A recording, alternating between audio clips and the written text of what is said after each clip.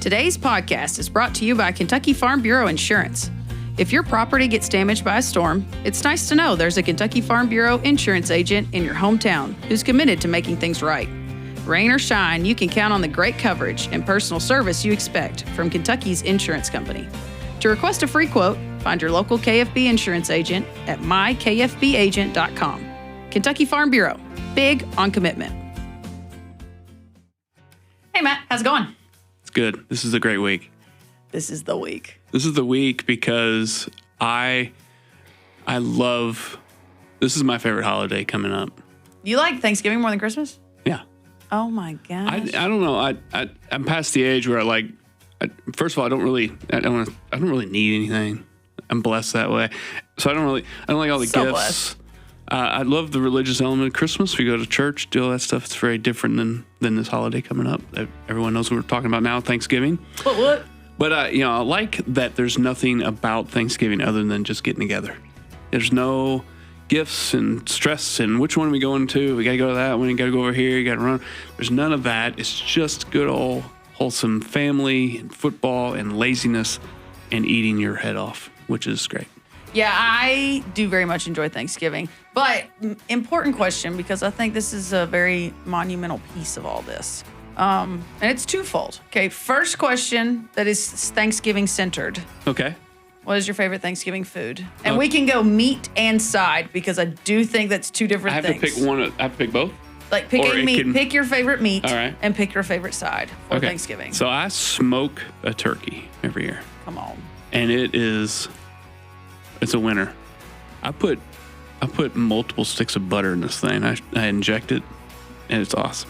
I love everything about this. So every year my wife does Do you inject it? I inject it. Okay, that is a lost art in this world. Like, these people are like, I'm just gonna fry it. Inject and smoke a turkey. Yeah. Just inject it. And there's no wrong way to inject a turkey. Just keep doing it. So year one of this, we host Thanksgiving.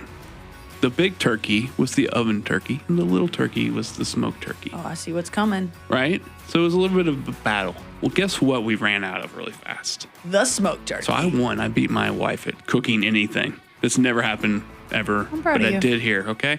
So the next year, we switched that. I got the big turkey. A little longer cook. That's okay. She got the smaller turkey. Still, all gone, smoked turkey. So, meat, 100% smoked turkey. How about you? Okay, so this is going to sound very non-Thanksgiving-ish, but like, whatever. I have Louisiana parents, so it's fine.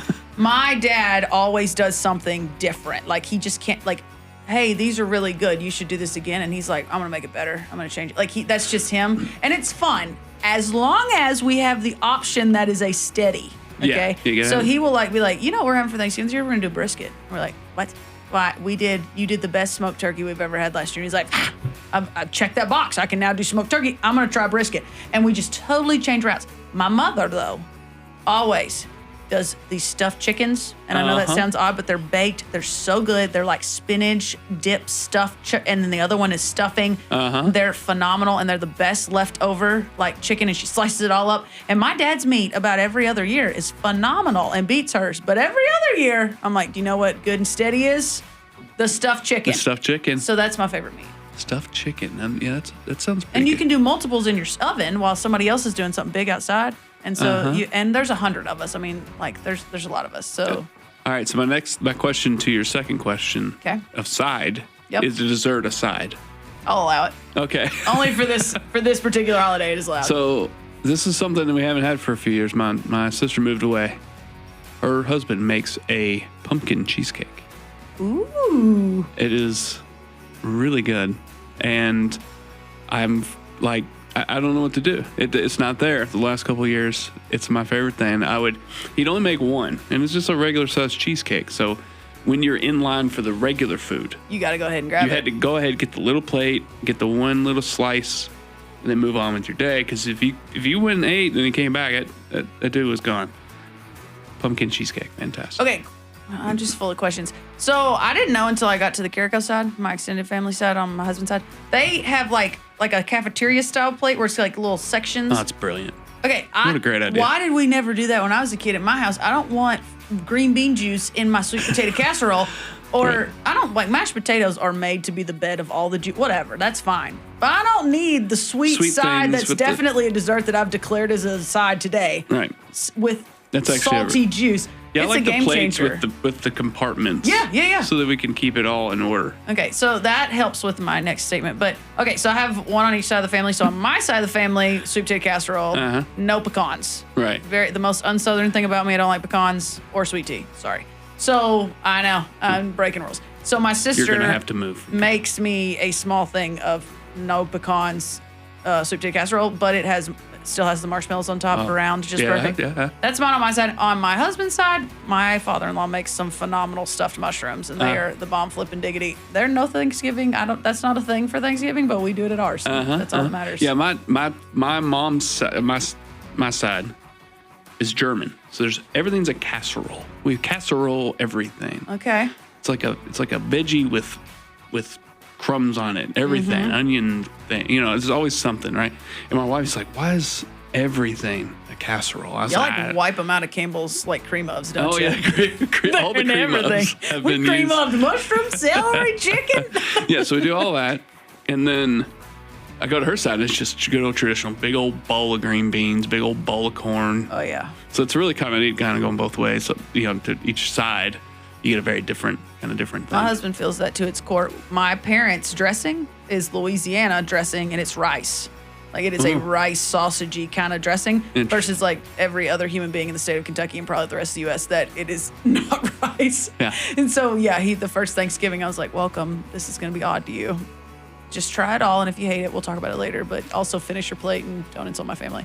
And now he really likes it all. Yeah. Out of fear, you can make people like food. Yeah, Thanksgiving. It's here. Do you decorate your tree Thanksgiving weekend? Yeah, we're day after. I get the lights out.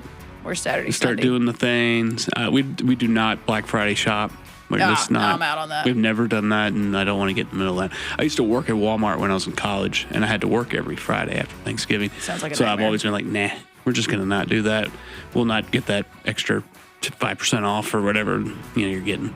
But we put our lights out. That's just the whole weekend. We do Thanksgiving. Are you like a Griswold house? And we do lights. I wouldn't say we're Griswolling it up, But we try our best to do some lights out front. Our neighborhood there's people that are like hardcore. They already have their lights out. Now? There's people starting Christmas I don't way like too early. pre-November Christmas. By God, like pre-Thanksgiving, let the turkey have his day. Yeah, day after you can jump right into to the holiday season. And you got a whole month. You're good. So yeah, and I mean you can keep it up into January a little bit. I'm not judging you if you don't want to get out there in the bitter cold, take it down. Just let me have my Thanksgiving. So it's a thankful day, It is. and we're very thankful for our guests today to We come are. in and talk about people we're very thankful for, so that we can have that abundant meal on the plate. Our farmers out there in farm labor. That's what we're going to talk about today. My heart was warmed by all of what you just said. Warmed. Ericka's phenomenal. Oddly enough, we've never had her on this podcast yet, and I don't really know why. We do that every now and then. We have staffers, and I think we just have them as our ultimate not backup. We're like, oh, that's a good topic. We'll grab her if we need her. And then a farmer shows up in the office. We're like, nah, we're going to grab him real quick. Yeah. And we keep forgetting to pull her back in. And we got her today. Yeah, she was on with Tim, but let's be honest, that doesn't count. She's now on with us. I mean, welcome to the show. But Ericka, awesome. And this is a topic that, has been a part of my whole life at Farm Bureau. I don't think it's ever going to not be a part of Farm Bureau in some form. Farm labor is just a thing. And it's an ebbs and flows, and she's on top of it for what's going on right now, and there'll always be something. But she's got a lot of information, some info about the annual meeting coming up in another week or so. So a great interview today. All right, well, we'll let you guys get to meet Ericka. Without further ado, I'm Renee Carrico. And I'm Matt Hilton. Let's get rural.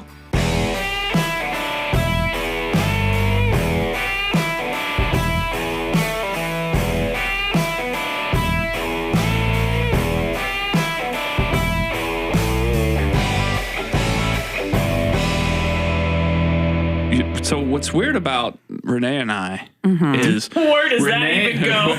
Renee talks more about LSU. I'm one of these cardinal people here. You're a ball. I am neither. You're That's neither. right. Right. You're an orange person. An orange person. I mean, do we want to say orange person? That did make her sound like a Donald Trump name. Exactly. Also, she's red haired. I don't think you're supposed to call redheads orange people. I have a redhead wife. Exactly. She probably wouldn't You like should that. know better than that. Yeah. We're not orange people. Yeah, the orange. I'm sorry, an orange fan. An orange. What color orange is that? By the way, Gaudy. I refer to it as that gaudy orange, orange, or traffic cone orange. Traffic some people would cone say. orange, yeah. So yeah, they're doing okay. That's right. Been doing okay. You Yeah. know, we've had some losses that are a little bit tough. Yeah. We don't like talking about that Georgia game. Alabama was an embarrassment. Yeah. They do that. Those two teams do that to people sometimes. They have a tendency. Bama, you know, that should have been closer. It really should have. For anyone in this world that has never watched the video on YouTube of a Alabama fan who hates Tennessee, just give it a listen because that is all you need to know about this rivalry. It's like, I don't like Auburn, but I hate Tennessee. They no good. They down low. I mean, he goes on. It is hilarious. And so people in Kentucky, they're like, no, we've got a Tennessee rivalry. Don't get me wrong. In basketball, good rivalry. Oh, yeah. It's a very good rivalry. Do we wish we could beat them more in football? Sure. But when it comes to that football Alabama-Tennessee moment, I die every year. I'm like, it's a moment. That third Saturday in October, you mark it off on your calendar. Do not plan anything. Lord knows you do not plan a wedding on that third Saturday in October. They won't show up. Many do. Yes. Yeah, I went to a wedding once. You know, this just happened. You went one time? I went to a wedding once. One time I had a friend just invited me. No, it was during the Louisville Kentucky basketball game. Oh, man. And what? Yeah, and these folks, you know, first of all, they're aware enough that they decided to have TVs at their reception. I don't hate Respectable. Well, guess what happened at the reception? It was the only thing anybody did. They're over here getting cake and doing their dance. And everyone's back turned. Everybody's over here screaming at the TV. Like, no dancing, no you nothing. should have had it on that day, but you definitely should not have wheeled in a big screen TV. Yeah. So yeah. That's how I knew I had moved to like hunting country. Is when there's a guy getting married this weekend. I'm timestamping as I guess, but so everybody know it's the opening weekend of gun season for deer. Yeah. Anyway, that's the only thing anyone's talking about is like, I cannot believe that guy put his wedding on the opening day of deer season. They're like, it wasn't him, it was her. It had to be her. And I was like, I love that. I grew up worried about football games and weddings, and I am now in Hunter's area where they're like, no. I'm supposed to be in a deer stand all day. Yeah. Oh, yeah. Jake and I are having to, when we were trying to figure out the right day, we had to first get to a month where we could do something. And we're both football people, so we're like, we're going to stay away from the fall. It's just not going to be good for anybody. Then we started looking at work schedules, and we finally landed on April. And then it's, okay, well, let's play out the politics. When does primary season get crazy for you? Because he's much more on the political side. And it's like, okay, well, we can't go anywhere close to May. So we're right in the middle of April for this thing, and it's fun scheduling out those dates. Yeah, my wife and I, we got married on our dating anniversary. You freaking cheater. It really helped a lot. Ours is the day after our dating anniversary. Wait, it's multiple things worked out. Our anniversary is September 17th, which could be a problem because of the college football season. That's all right. So we had it on the Friday. It happened to be the Friday.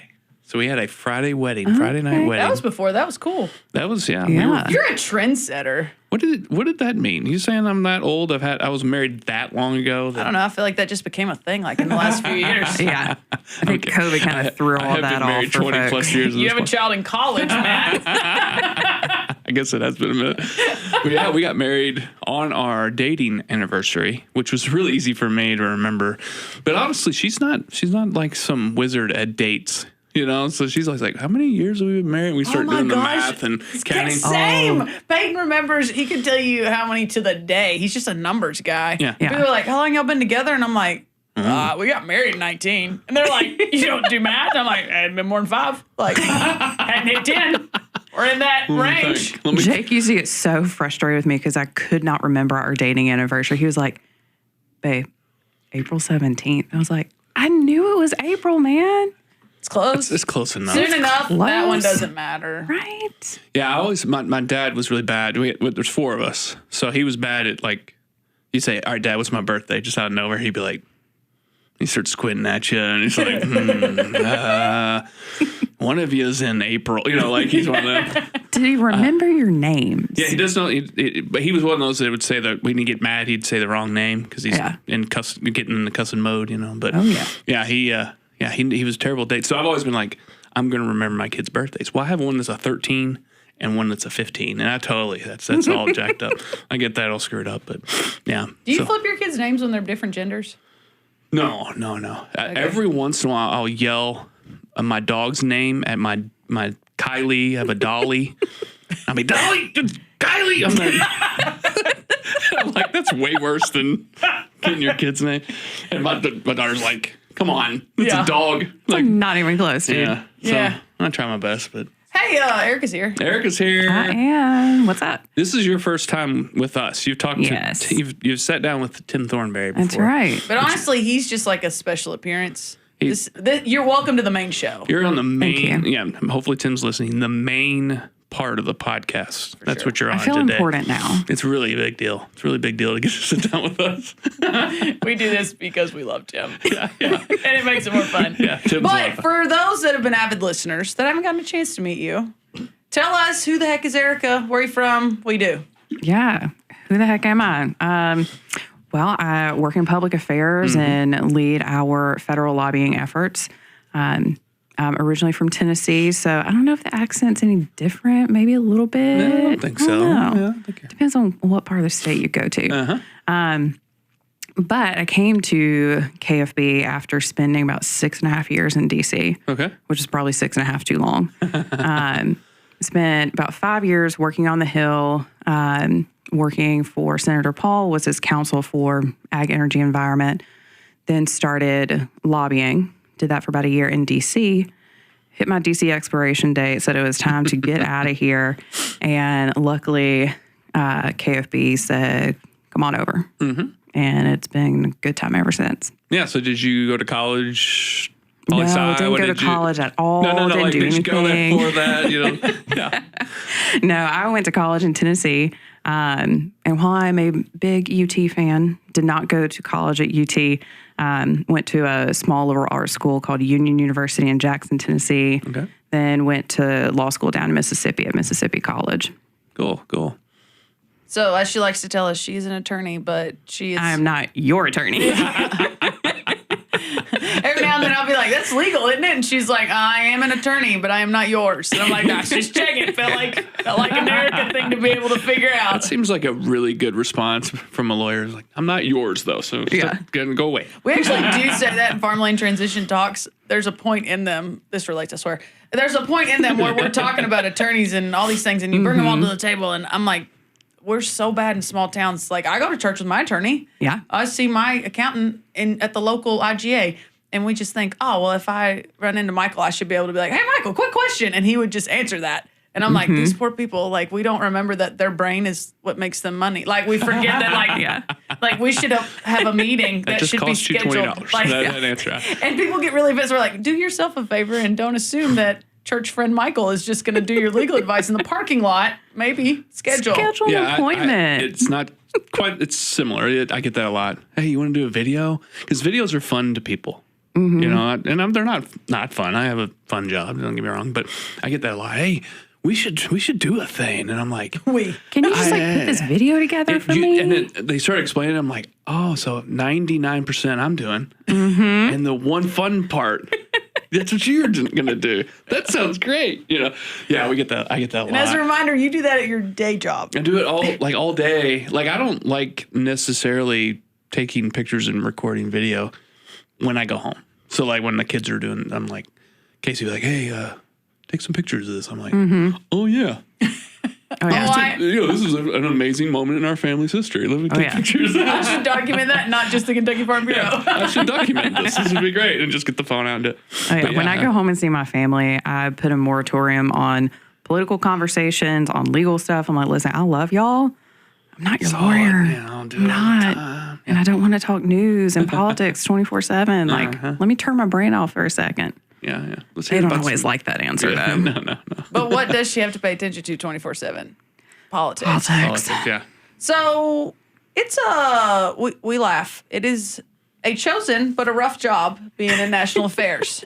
Yeah. I mean, you did ask for it, but it is Yes tough. and no, yeah. So tell us about kind of what does that entail, coordinating national affairs. What does that Yeah. even mean? What does that do? Yeah, I mean, short answer that I give people when they're trying to figure out what the heck is lobbying, what does that mean, just at a very basic level? And my answer is you're an advocate. And, that's the reason that I went to law school in the first place, is because I love getting to be an advocate for people. And it comes in a lot of different forms. I got to be that when I worked on the Hill, and I got to transition to a different form of it when I started lobbying. But it is just focused on building relationships, representing, in the context of Farm Bureau, it's representing all of our members, but also representing rural Kentucky. And so I get to be the voice for them. We talk about KFB being the voice of Kentucky agriculture, and that's my job every single day. And it's building the relationships with our members and also building relationships with legislators and their staff so that I can fairly, accurately, confidently make sure that our members have their interest represented with our federal delegation. Yeah, yeah. You've been on both sides. Oh, yeah. You get to pick right now, which is, is it? Oh, it's much better being on this side. We'll talk about that. Obviously, it gives you lots of perspective, Yeah. the way things work, how the mechanics of government, and all that kind of stuff. What is it about being on this side, the advocate? You talked about that, but Yeah. you get to get out and meet these farmers face to face. You get to hear the issues and try to figure out the legal way of going about things and give recommendations, work with our policy. Is it rewarding? You kind of answered the question. It's pretty rewarding working with farmers day to day with our team, our executive team, our board, those kinds of things. But what, from a perspective of both sides, what is that big difference that you see, and why do you like doing this every day? I mean, I will say my time on the Hill, I would not trade that for anything. It's incredible getting to walk into the United States Senate every single day and say that that's your office. That's really cool. But it is a very draining position to be in. DC is not an easy place to live all the time. And so I would say one of the most challenging parts of being up there is you really don't ever get to turn off. Mm-hmm. You are constantly going. You spend your days subject to whatever the legislative calendar is for the Senate. Mm-hmm. And if they have a vote-a-rama, is what they call it, when they start debating some of these bills and that debate goes on for, we've had 24-hour plus long voting sessions. And you're on call. There's no going home. You're there at the office. People joke about sleeping under their desk. I've done it. Yeah. But you love the work. You can't stay up there and do it if you don't care about the work. But I would say one of the best things in coming to work for Farm Bureau and being in this particular role is I still get to work on and fight for issues that I care about. But at the end of the day, I get to go home. Mm-hmm. At the end of the day, I get to be in Kentucky, surrounded by a lot of like-minded people, and there's actually time to turn off for a little bit. Right. And I get to walk outside and see green instead of concrete and asphalt. I didn't quite realize that until I'd been working on the Hill for probably 3 years. And I was back in Kentucky on a work trip, going through southeastern Kentucky. And I just remember it hitting me as I was driving. I'm like, oh my goodness, it's green everywhere. And I would walk out of my office on the Hill and it's, you've got to look around a little bit to find some green space. So that just in and of itself helps bring your stress levels back down. Pace of life calms back down a lot. And when you actually have time to decompress, I think you're a lot better at your job. Yeah, I think one thing I like about what I do, even compared, I think working for the insurance company, I see this a little bit. It's just people that just do their daily job, but they don't connect with members. They don't get out. They don't even go to agency offices. It's just part of their role. It's just what it is. And in my role, I get to do that. And I get to interact, and I get to interact with our executive committee, with board members. I get to go to events. I get to interact with our agency force, lots of different people. And I think that's probably a big part of what you like as well, because as much as you're there and you feel like you're doing good, right? I would say probably having that actual face-to-face connections and going to things and actually hearing issues, directly. You probably were, but I think that's one thing that I've always really liked. And I think sometimes when I see it in our office, a little disconnect of kind of what we are and what we're trying to do, my first recommendation is always like, we need to get people out of here. Yeah. Go on some field trips, get to know some stuff. Get outside the 4 walls. Yeah, get out of here and get to know who our members are. What are those issues? And I think that changes your perspective a lot. If you're having one of them bad days like everyone has, you can sit there and go, I'm really doing something. And it's not that you couldn't feel that in DC, but is that it's a lot more difficult when you're up there. Yeah. And, for the, we call them issue portfolios. So, just the set of issues that belong to you when you were working in an office. My portfolio of issues, we often refer to as just the Kentucky portfolio, because it was ag, energy, environment, education. And those are just so Kentucky focused. And I had a lot more interaction with Kentuckians than a lot of people in the office did because of that. And I also got to come back to Kentucky more often than other people in the office did. So I'm always a huge proponent for congressional staff getting out, get outside of DC, get back to the district, get back to the state, meet with constituents. You can come up with some really good policy ideas, but unless you've spent time with constituents to really understand them and their industry and what their issues are, you're not going to have enough context to put together good policy. Yeah. It can be a really great idea, but when it goes into effect, you're not getting the result that you actually want to see from it. Yeah. And so being on this side of it, I'm with our executive team almost every day during the week, obviously getting out and seeing our members all the time. And it's different. In a lot of ways for the better, for sure. And, we talk about just the KFB family, and it's a real thing. And I think a lot of people that work on the Hill don't get to experience that. A lot of people are siloed off into their own little things, but, we really do have a family environment from our team in the office to our members out there across the state. So you talk about having the Kentucky portfolio, which I think's dead on. I mean, that's really neat that it was called that up there as well. But with that was agriculture. And sometimes those that are not ag people don't understand why labor and agriculture would go together as much as it does. And I think one of the things I was told when you first started, and I had met you, I think, just through our legislative previews in your previous role, coming in as a staffer at a couple of events. And I had remembered that even when those questions came up, even the other staffers from other legislative offices would look to you if it was ag labor.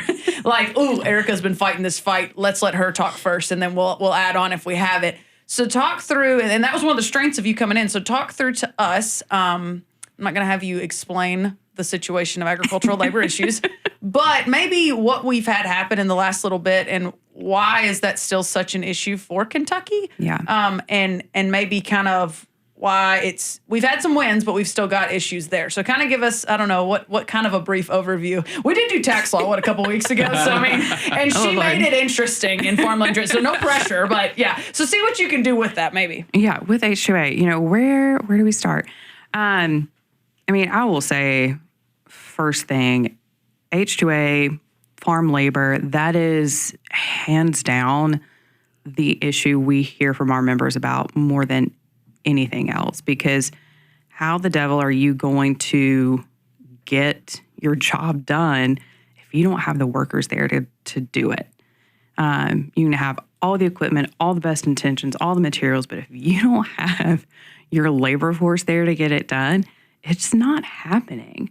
And, one of the most common issues within the farm labor sphere that we've heard about recently is related to housing and figuring out, okay, what are the regulations around housing?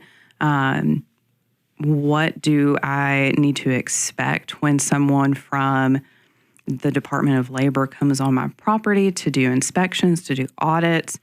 What do I have to show them? Really just knowing what your rights are as an H-2A employer.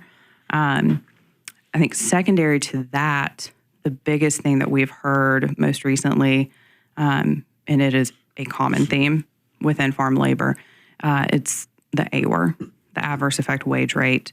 And over the past, I would say, 4 weeks, there have been a lot of changes in that. So Department of... Explain it a little bit. On October 2nd, Department of Labor had an interim final rule that went into effect that changed the methodology for how you calculate the AWR.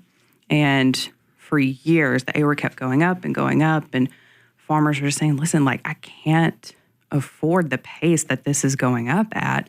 And over, I guess 2 years ago, when we were at AFBF Resolutions, there was a policy put in place saying that, we support freezing the AWR at the 2023 rate before a rule that the previous administration had put in place that changed the methodology. Well, now, with the current administration, they put this new methodology out, and basically it lowers it for the majority of farm labor jobs across the country. In Kentucky, it splits it into a skill level 1 job and a skill level 2. And the difference is purely based on the experience needed to complete that specific job. It's not tied to, the employee's experience. It's just, what does the job require? So most jobs in Kentucky fall in that skill level 1 position, and it will be around $12.40 an hour, and that's almost a 20% decrease from where we were. So that, Renee, like you were talking about, one of the wins, that's a huge positive. It was kind of unexpected, honestly. Mm-hmm. If we were not hearing that there was going to be something done that quickly. We knew this administration recognized farm labor was a big issue, but we didn't know that they were actually going to change the methodology, let alone this soon into the administration. So I think an important part for those that are non-ag people to understand, when we are talking about, you say a 20% decrease in what we're paying these people, a reminder that those that are coming, so H-2A is migrant labor. So these people are coming from Mexico, South Africa, Panama, you name it, a country that has these kind of working programs can come through our H-2A program or H-2Bs. What people need to remember is that these people, our farmers have to provide those guys housing. That's and right. Not just the shed on the backside. There is a person that comes and audits this housing. They make sure that there's adequate square footage per person plus bathroom space. These are very nice facilities. And so what we're making sure people understand is they provide and make sure they have transportation where they're needed. So there's a lot of different things that are already covered that an average American worker wouldn't have. And that's fine. Our farmers aren't arguing that. But the concern is you make me hold this to this very high standard of all these extra amenities. And then on the backside of that, you start continually increasing this hourly wage to a point that is not matching what my products are selling for. Yeah. And so I'm unable to keep up with this at amenities that I'm already doing over the average American worker. And the average American worker is not wanting to do the jobs, hence why I have to pull in this migrant labor. So exactly. I always want to make sure when we talk about we got to decrease that average hourly rate, people are like, oh, so you don't want these people to succeed and thrive? No. If you asked, and actually Tim Thornberry's done a great job of that. I guess that was a couple years ago. We did a lot of stories with H-2A workers around the state. And it was like, what do you want? What do you need? And they're like, we want a consistent job. We want to keep working for this farmer. We love this farmer. They're like family to us. And we'd really rather nobody mess that up. We don't want him to take less of us. We have a crew. We come every year. Yeah. We actually want to be completely left alone and keep doing exactly what we're doing. We're doing this legally. We want to keep doing this. We're okay. We're sending money back to our families. We're rebuilding our communities down there, wherever that may be. And so I always want to remind people, these people are getting amenities, and they, for the most part, there's always bad actors. But for the most part, the ones that we've gotten a chance to talk to, a lot of the farmers we have, they're in a really good position. These workers are, and they want to keep doing this. Yeah. And so I think that's very important to remember and to understand. The other part is, and I think we would be remiss if we didn't say it, one of the other pieces we always hear is we want it year round. Yeah. Because what are we doing on farms? We're farming something somewhere on that farm year round. And so maybe talk through the regional differences on that, just very basic. And then I do want to jump into some annual meeting talk, because we're going to talk more about this at annual meeting. Yeah. If you can't tell, this is a complex issue. So talk through, though, you work on the national side of this for a reason. Every area of the country is different in how they feel about it. Oh, for sure. I mean, all you have to do is get a couple farmers together from the East Coast and the West Coast, and then pick somebody from Middle America to sit down there and have a conversation. And within 5 minutes or less, you're going to learn they have vastly different needs. I mean, a lot of your produce guys out West, they have very specific requirements for their people. In Kentucky, I mean, you see them helping with row crops. You see them helping with tobacco. That's not something that many people outside of Kentucky, Virginia, North Carolina, Tennessee have ever witnessed before. And so there's a difference in growing seasons for sure, and that has an impact on what their needs are related to their workers. And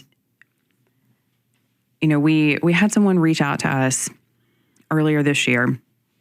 She has had H-2A workers for probably 20 years, and they were changing their operation, adding in some produce this year, and they typically have been doing row crops. So they're adding in some fresh produce this year.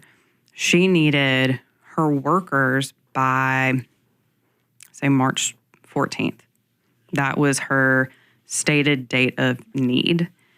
Well, she submits all of her paperwork, just as she's done for 20 years of using this program, and then she doesn't find out. She's not hearing anything. She submits everything on time, and she's not hearing anything back from Department of Labor until after her actual date of need.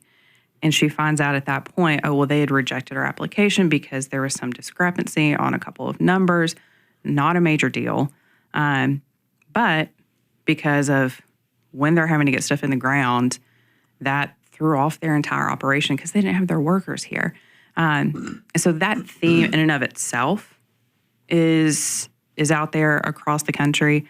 But when it comes to what people need year round, I mean, livestock needs attention all year long. You know, our dairy guys speak up a lot on the H-2A issue because they're not covered under the traditional kind of program, because their stuff is considered year-round.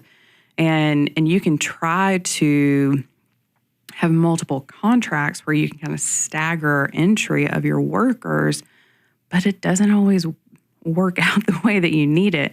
And then there are issues that come in about housing, and, you know, you've got one group of workers that are leaving, you've got another one coming in, and you can't always have them staying in the same facility. And so that throws things off. So there is a definite need to figure out, how do we have a program that meets the year-round needs of people? Because it's not specific to one commodity. There are multiple that need year-round assistance. And it's not specific to one region either. Jeez, yeah. I think that's, you know, you hear more and more farmers, they'll they'll think of stuff in the winter just to keep their guys because they lots of reasons they don't want anybody else getting them or and also these issues. And so we're gonna have a session at the annual meeting that's coming up. Tell us a bit about the session, who's speaking, and kind of what's some of these topics. What are we going to be talking about? Yeah. So the idea to have this breakout session came from our Farm Labor Advisory Committee that met back in September. And, what we're seeing is like, listen, there's some hot issues that we don't have all the answers to. And when we were talking with our members there, they're like, can we try and schedule something, some kind of conference, something where we can bring in experts in this area and they can address issues that brand new H-2A employers have and also answer the questions that your more experienced employers have. And so ultimately we're like, hey, can we add this to like a breakout session at annual meeting? And we're excited for this because we've got two exceptional attorneys who have specialized in labor, employment, immigration law. We have Leon Sequeira and Joe Bilby that are going to be coming in and talking with our members. And so they will be focusing on kind of what I talked about earlier of, what are your rights as an H-2A employer? What can you expect when Department of Labor inspector comes out to your property? What are they allowed to look at? What do you have to show them versus what do you not have to show them? And I think also having the conversation about how do you handle those situations as well? And just wanting to make sure that our members have the opportunity to ask these experts, what can I expect? And come away with something tangible so that when they're in that situation, they're not caught off guard and they're not put in, a bad scenario where they're facing some longer term issues with DOL that they never should have been because maybe the department wasn't, entitled to go look at XYZ thing on their operation. So it's just getting the right tools into the hands of our members. And it won't just be on, it won't just be focused on the inspections. They're going to have a chance to talk more. I anticipate there will be quite a few questions about the new AWR calculation methodology. Because anytime a new regulation comes out, it's always clear as mud for a while. So to get those guys in there and help explain that to our members is going to be huge. And, I would say for any of our members that are listening and planning to come to the breakout, start writing down your questions. These guys are going to be able to answer it. And if they can't answer it right away, they can certainly find out. And if you're a little hesitant to maybe raise your hand in the session and speak out, talk with them later. They'll probably be around for a little bit. And so just start thinking now before annual meeting gets here and come with those questions. And we hope to be able to put some documents in people's hands. That way they can step away with something tangible that they can take home. Yeah, I've been at Farm Bureau long enough to know that this is an issue that I probably will never. No, I will retire on the issue. Yeah, and you can just see. I mean, it's talking about human resources. It's the whole. It's an ongoing situation that will change with different administrations, different thinking, all those kind of things through the years. This is something that we need the members to show up with real examples and real problems and real questions because. As much as you're now more out there on the farms, you're not at every farm. So I think that having a session is going to be really important. And obviously the policy elements of the annual meeting will probably spark some questions too. I heard there's a couple of resolutions out there. So, so that would be a really good session. Yeah, I always remind people, we always talk about how humble farmers are, and they are. But they're also very private. They like to, I make this joke all the time. I'm sure people have heard me say that. All the beef cattle producers that were like, I guess I could sell meat during 2020. And then they started talking to the consumer and they're like, I remember why I'm a farmer and not a seller of this product. I really like to hang out in my little backyard and do my thing and in my field. I'd rather be at my farm. On On the labor side, when it comes to these audits and things, I always think the same thing. They're very private. That's their ground. They know they're following the rules. They know they have their paperwork set up. But there is something, any of us could relate to this, somebody being on your farm looking at your stuff that just gives you an anxiety and a worry that, quite frankly, shouldn't be there. And so how do we make sure that they're comfortable and don't take them around the back where one chemical jug is open because it just filled up the sprayer and hasn't been shut back because that guy's making the lap and coming right back to do it again. We don't need him to get in trouble over something like that has nothing to do with the labor that's happening over here. Exactly. And so it's not that our guys are hiding anything. It's that we're trying to get them comfortable to understand and empower them to handle the situation better. And I think this session could be really, really good. Anyone that knows either of those guys, I'll be honest, the ones that have gotten to the point of utilizing them are like no brainer. These are the guys to be in the room to help us with this. Oh, so for sure. I'm very excited that you guys got a hold of them. Commodities likes to say that we're the special interest session over in my division, but it's very fun to have public affairs in the mix too and get to collaborate on this because it's a good time. It's where education needs to happen. Right. Oh, 100%. I mean, like you said, our guys are out there doing the best that they can, following the rules as far as they know. But that's also part of it, is making sure that it is clear what the rules are. Because when you, just using the housing inspections for an example, when you start going through trying to figure out, okay, what do I actually have to do for the housing? And the thing is, there's a different set of rules based off of when that specific housing facility was constructed. If it was before, like April of 82, it's got one set of rules that apply to it. And afterwards, it's got a whole other set. And even though they might be substantially similar, there's some big differences. And so it's making sure that something as simple as that, like, sure, you could say, go online, just Google it, you'll find it. But if you're not used to working in that space, it's a little more difficult to find. Yeah. So even something like that, just making sure that they've got the right checklist in hand so that they can go through their own property and make sure before anybody else shows up to make sure that they're compliant where they need to be. I think this issue really hits home that idea that like farmers are, obviously they have to know how to grow stuff. They have to know how to, they're an HR department. They're they're scientists. They're a veterinarian. There are lots of things and business person.